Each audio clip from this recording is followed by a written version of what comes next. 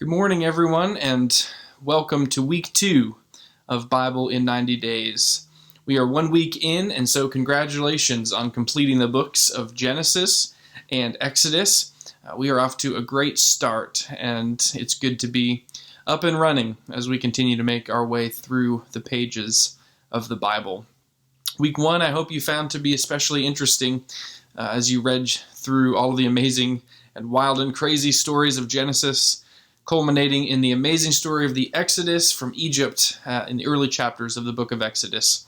Now we find ourselves in the wilderness, and I do think it's fair to say that the coming week's readings are going to feel more like a wilderness wandering of sorts. It's going to be harder this week, I think, to really enjoy and engage with these readings.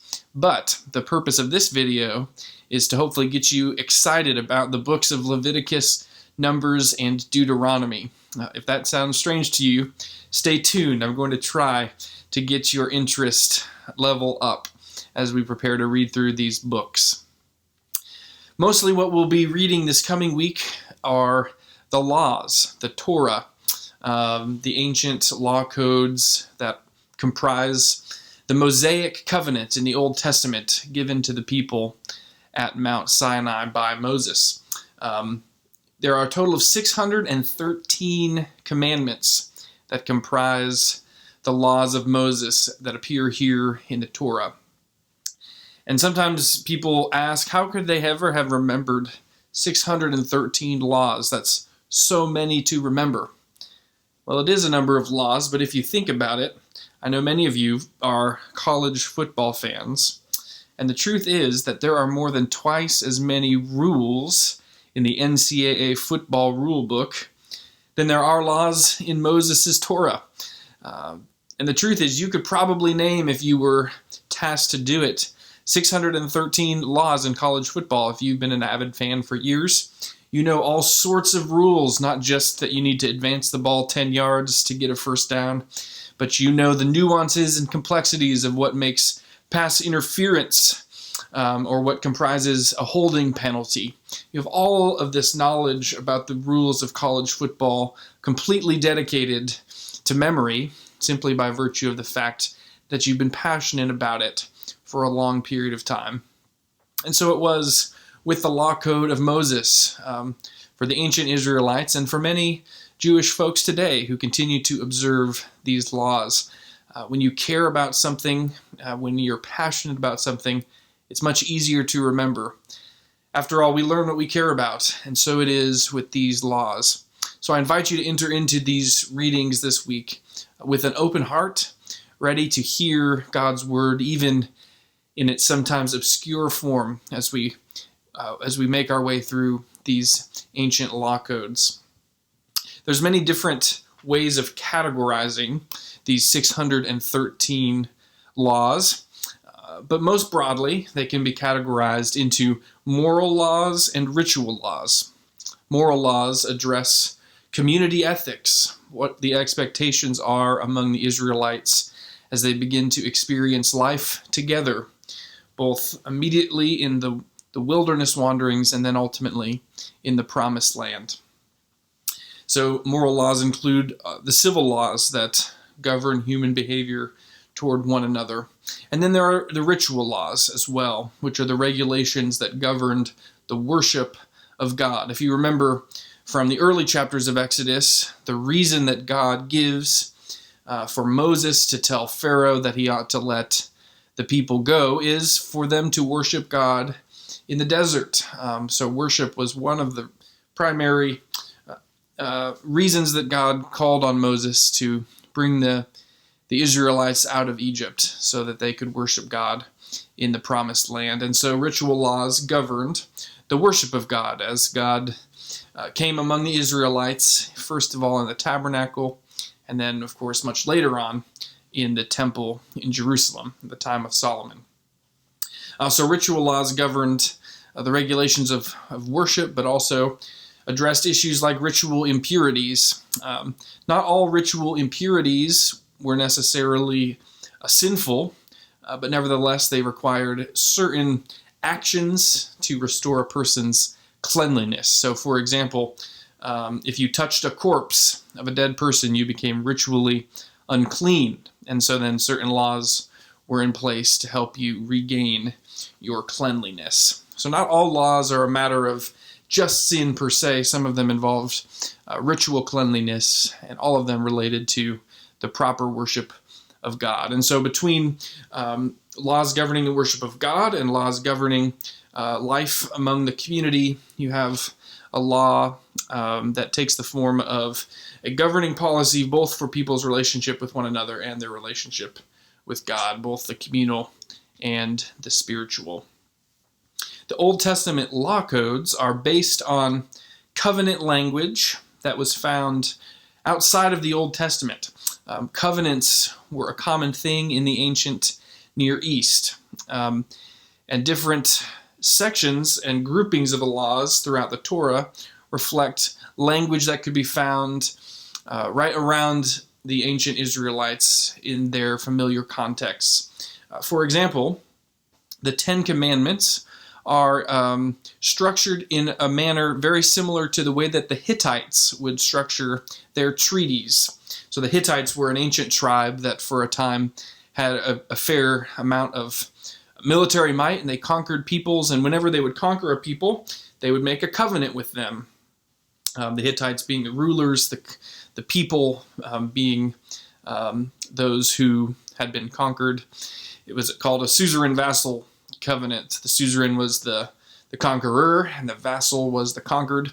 And these covenants would take the form of having a preamble, a historical prologue, then a series of commandments, and then the consequences that would follow the breaking of any of those commandments. And that was the basic structure of a Hittite covenant. And we find that here in the Ten Commandments, which begin with a preamble. I am the Lord your God. That preamble is followed by a historical prologue. Who brought you out of the land of Egypt, out of the house of slavery. And then, of course, you get the stipulations or the commandments themselves. You shall not kill. You shall have no other gods before me. Honor your father and mother, and so on. And so these commandments are not axiomatic. That is, they're not self-evident in and of themselves, but rather they're grounded in the historical prologue. In other words, the reason these commandments exist, and the reason that God is the one who can require that these commandments be followed, is because God was the one who led the people out of the land of Egypt. So that historical piece grounds the following commandments in their historical context and lends authority to those commandments that God gives.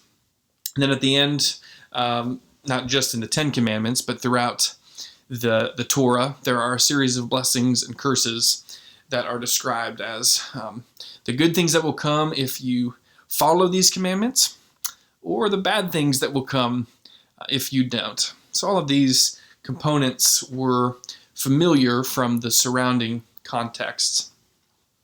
But, and here's what's so interesting, what's different and unique about the biblical Torah is that it is a covenant between God and humans.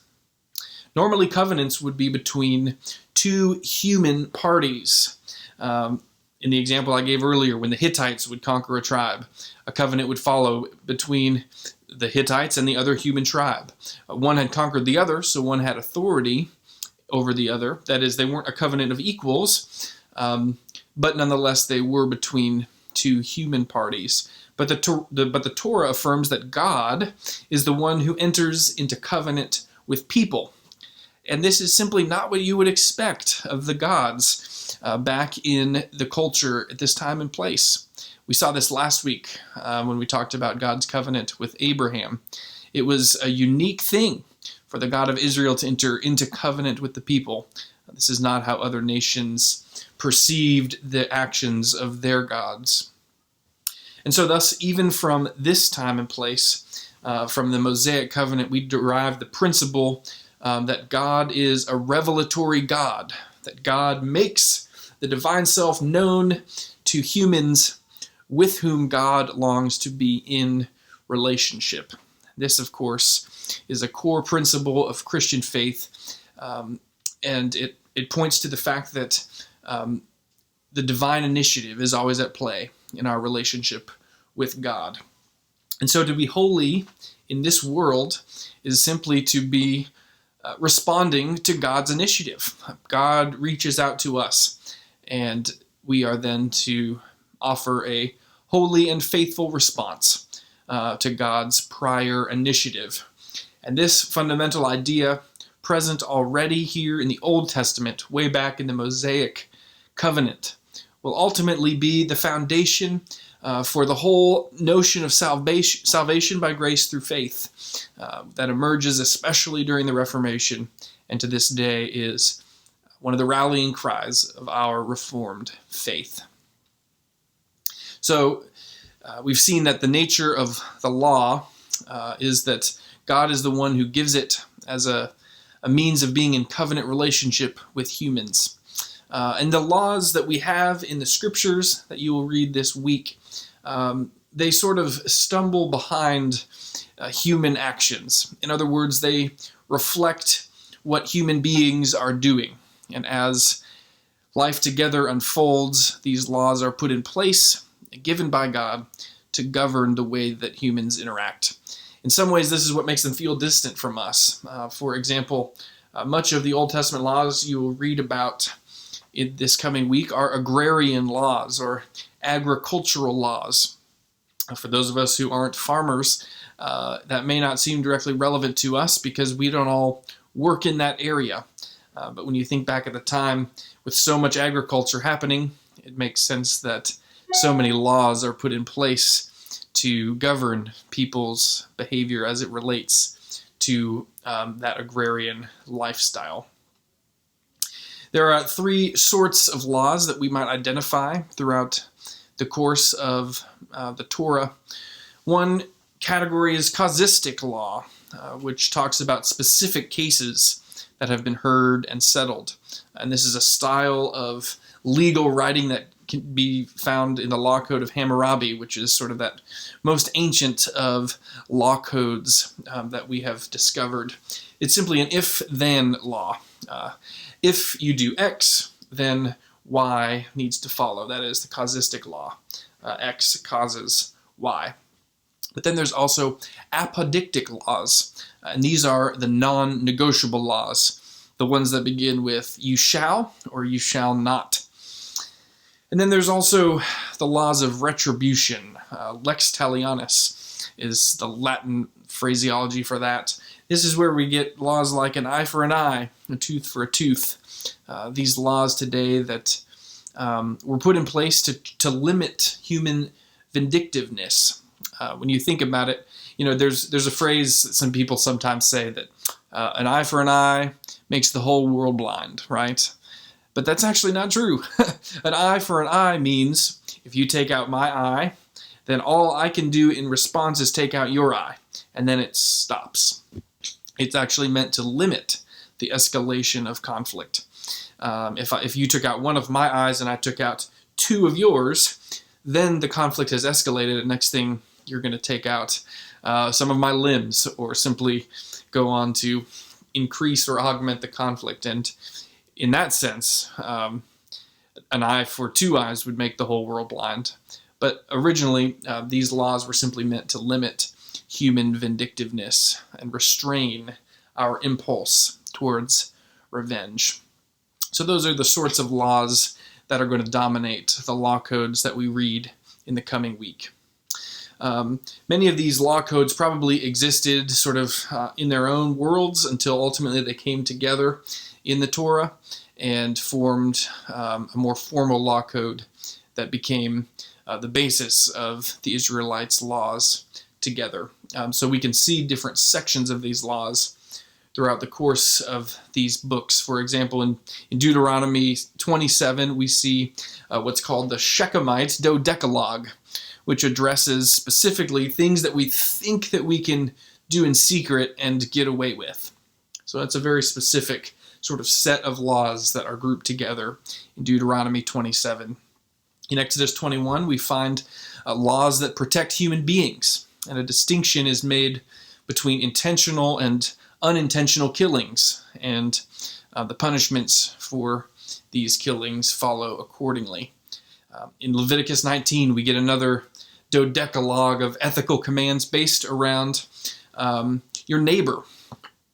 In the Old Testament, the word neighbor refers specifically more to your kin or your blood relatives, your brothers and your sisters. And it makes sense that so many laws concern matters within the immediate family because your lineage, your family heritage was so important back then. It was the way in which you preserved your legacy, the way in which you lived on past your life was through your family. And so many laws are addressed to your immediate family. Of course, Jesus later goes on to expand the definition of neighbor in the New Testament, right? And think of the parable of the Good Samaritan, where the person who questions Jesus says, well, who is my neighbor?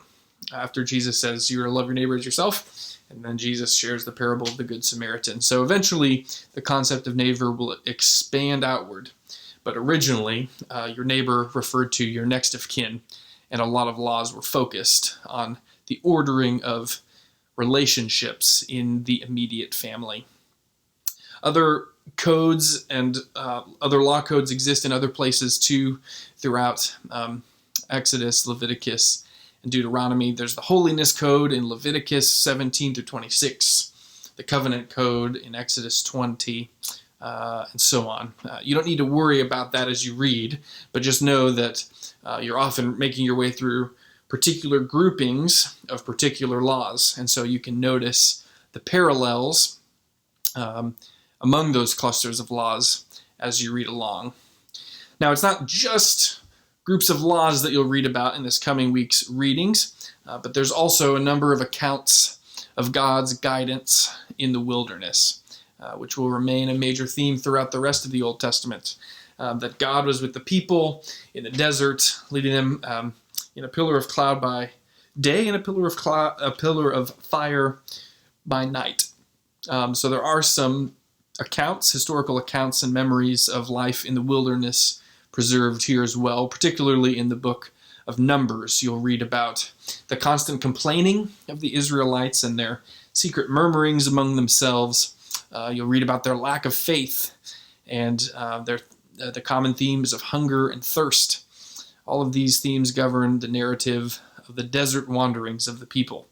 And you will observe the ways in which God responds to those needs at just the right time and in just the right ways throughout the narrative. And you may be appalled at the whining that you read about by the people of Israel, who you think ought to be more grateful for all that God has done for them.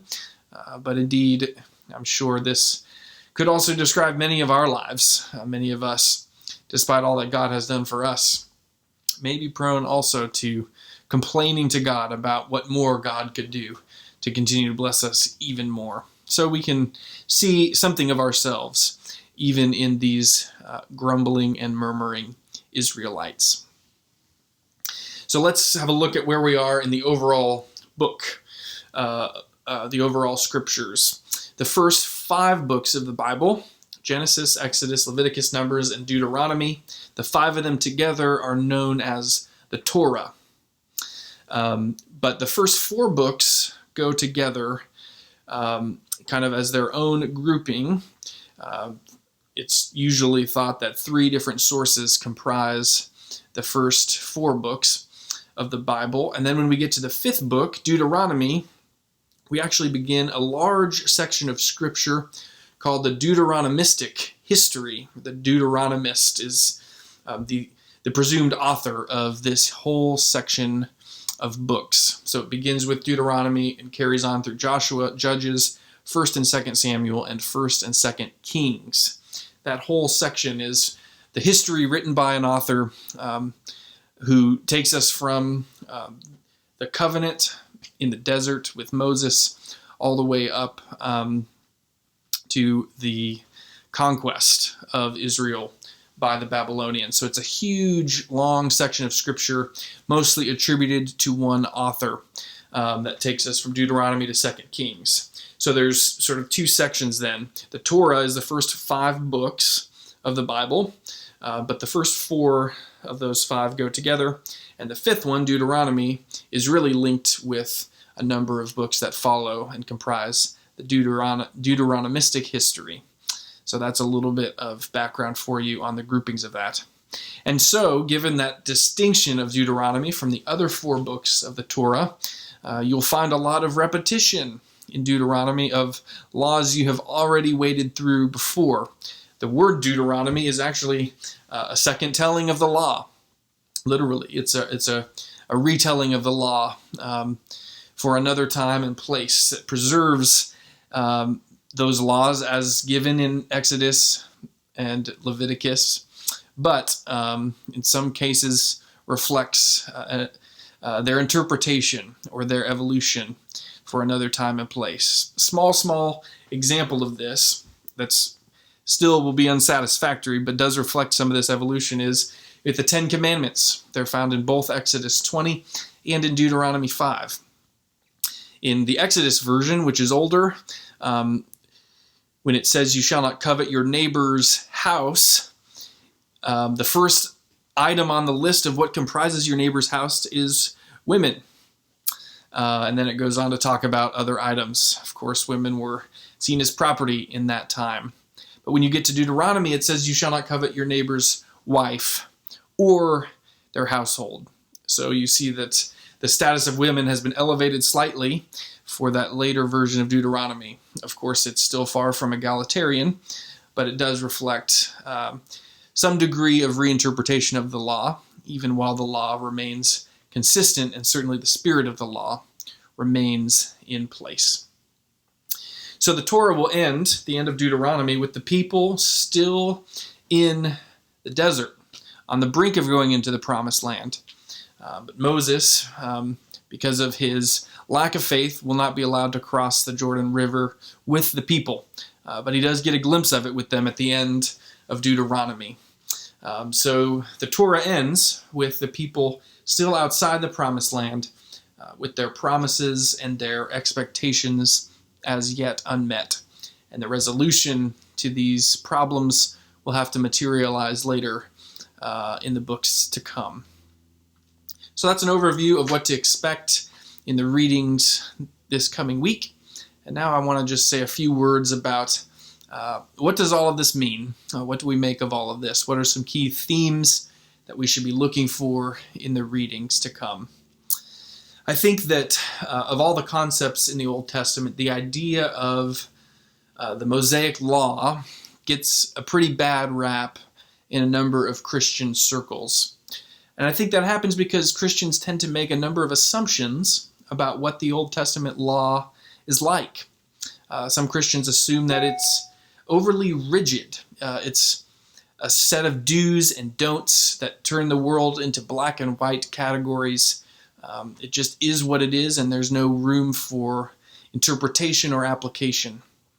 Other people see it as just irrelevant. There might be a few laws in there that are timeless, maybe love your neighbor as yourself, but the bulk of them have to do with old-fashioned matters. I mean, why would we ever need to know not to boil a calf in its mother's milk, for example? Why would that be important?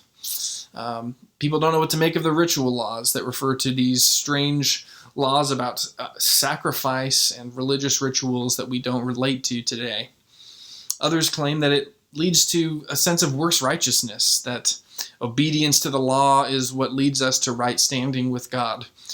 It's what leads us to blessings instead of curses, which seems to reflect a works righteousness that might be antithetical to the Christian gospel of salvation by grace through faith. Many Christians also assume that Christ came to abolish the law, and therefore that has rendered the law unnecessary. And that leads to a sharp dichotomy between law and gospel, as they're separated into those two categories. And of course, the law then is bad if the gospel then is good. So these are the sorts of assumptions that Christians often make about the law codes of Moses. But the term Torah, which is the Hebrew word for law, means a lot more than just do's and don'ts. The word Torah expresses a much deeper and far more significant concept. Now, sure, there are legal codes that comprise the Torah, but from the vantage point of Old Testament theology, Torah is a broader concept than just rules. It's a source of life. It's a source of wisdom. It's a guide for prospering in the world, for discovering a full measure of well-being, a guide for being in right relationship with God and with one another. So the Torah is instruction and community wisdom. And remember, the first 5 books of the Bible as a whole are all seen as the Torah. And that includes Genesis and the beginning of Exodus, which are narratives about God's actions in history. They're not full of just legal law codes. So all that to say, there's more to Torah than just the laws. It's a much broader concept. When Martin Luther addressed the value of the Old Testament law at the time of the Reformation, he said that there were essentially 2 functions of the law. The first one was to restrain evil with threats of punishment. You cannot change everyone's heart, he said, but you can inhibit evil with threats of judgment or of punishment. This is sometimes called the civil use of the law. Then he also said that the law, like a mirror, reflects back to us our own sinfulness. It shows us how we constantly fall short of all that God asks of us. And so by showing us that we fall short, the law then leads us to Christ and the gospel of salvation by grace. John Calvin added a third use of the law, and Calvin's third use of the law, I think, comes closest to the Old Testament's theology about the value of Torah. Calvin said that the law is a guide insofar as it reveals to us what is pleasing to God. The law shows us how God wants us to live. It's a way of embodying the image of God that is imprinted upon us. So Calvin's third use of the law is that it functions as a guide, reveals what's pleasing to God. And this is really how the Torah was viewed by the people of the Old Testament. It's not just there to restrain evil or to convict us, as Martin Luther said, but rather the primary function was to be a source of life for ancient Israel. It's the embodiment of divine wisdom. It's a means of marking Israel as God's people. They're marked as holy by their obedience to their holy God. And it becomes a centerpiece to the everlasting covenant that God makes with the people. It's also a call to justice. It charges Israel to pursue compassion and hospitality among their neighbors and among the poor and among those in need. And it is upon those foundations that much of the New Testament Christian ethic is grounded in as well. So there's a continuity there between the ethics of the Old Testament laws and New Testament ethics, which I hope that you'll observe over the course of your readings in this program. So ultimately we have seen that the Torah was a source of life, was and is a source of life. One of the functions of the Torah as a source of life was to cultivate compassion amongst those that adhered to it. And as a snapshot into that, I want to spend a little bit of time looking at how the laws of the Torah deal with how we ought to treat the stranger. And I will suggest that as a way of marking your reading throughout the Torah this week, follow the thread of compassion. Last week I said, as a way of marking your readings through Genesis and into Exodus, follow God's presence. See when God is present and when God is absent. My charge this week is for you to follow the thread of compassion as it appears throughout the law codes that you'll read about this week. So, for example, one of the ways that the Torah fosters compassion is in the ways that it tells you to treat the stranger. In Deuteronomy, for example, Deuteronomy 10, it declares that God loves the strangers and provides them food and clothing. And so therefore, you ought to also love the stranger, for you were strangers in the land of Egypt. This word stranger is a really loaded Old Testament term. In English, when we use the term stranger, we simply mean someone that we don't know, right? But the Old Testament word stranger is someone who, out of threat of danger, is forced to live in a foreign land. In other words, these are not people on vacation. These are people who are fleeing persecution. So a better translation of the term stranger would really be the term refugee, which of course is a very relevant term for our life in the world today.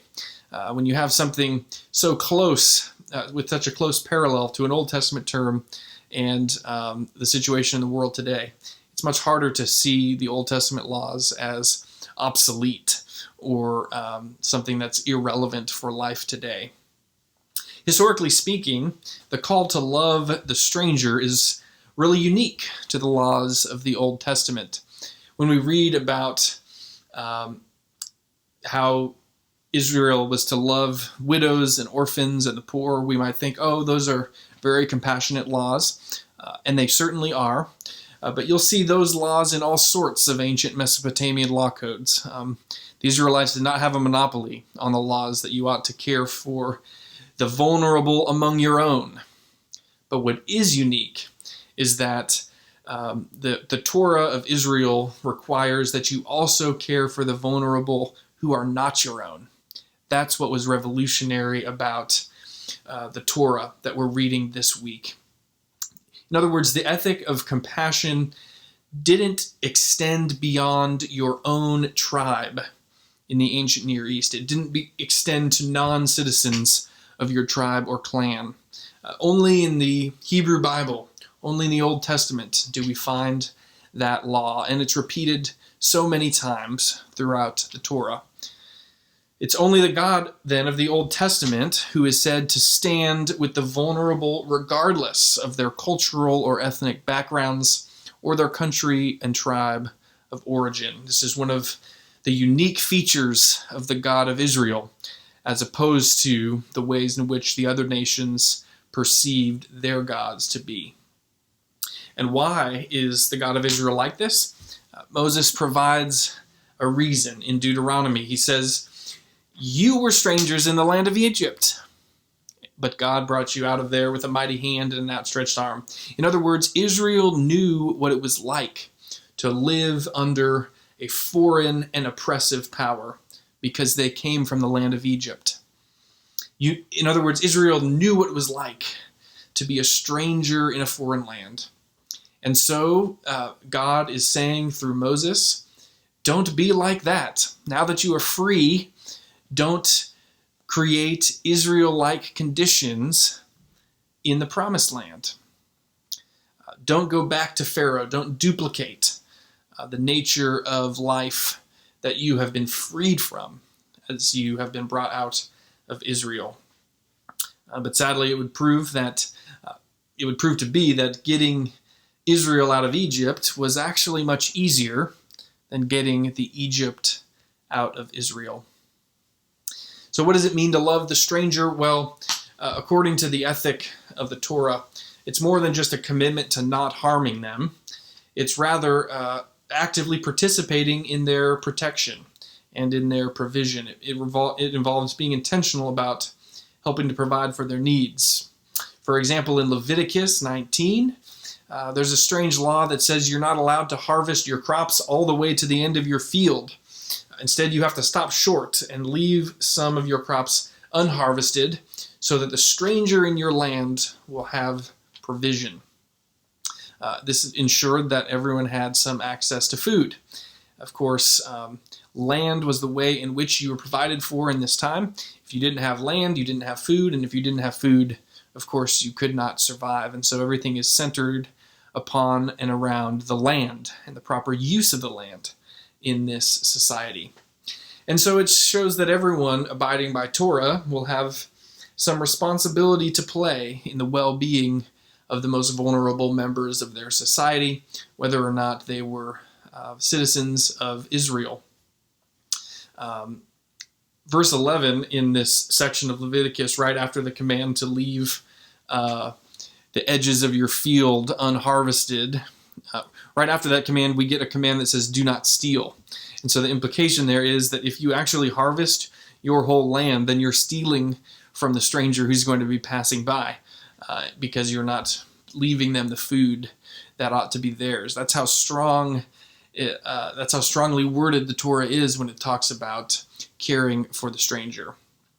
So the key point of the whole Torah, which we will see throughout our readings, is that an individual is not whole unless the whole community is also whole. That's a principle we hear today by many contemporary students of ethics. An individual is not whole unless the whole community is whole. And that's a principle that you will observe throughout your reading. So as you read this week, follow the thread of compassion through these laws. Notice the way in which they're grouped around particular concerns or themes or subjects, and look for compassion and allow your heart to be cultivated with compassion too.